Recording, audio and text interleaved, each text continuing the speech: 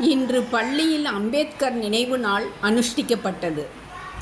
7வது 8வது படிக்கும் மாணவ மாணவிகள் பள்ளியில் பூத்திருக்கும் அரளிப்பூக்களை பறித்து வந்து தொடுத்து மாலையாக்கி அம்பேத்கர் படத்திற்கு சாத்தினார்கள்.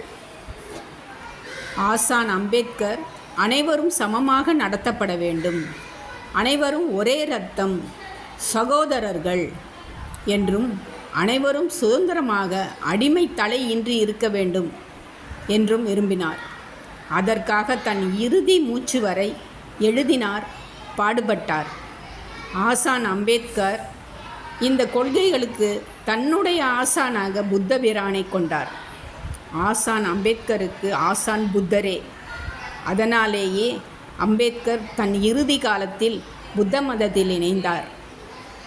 சுதந்திரம், சமத்துவம், சகோதரத்துவம் போதித்த ஆசான் அம்பேத்கர் வழிநடப்போம். பேராசான் புத்தரை போற்றுவோம். நன்றி, வணக்கம்.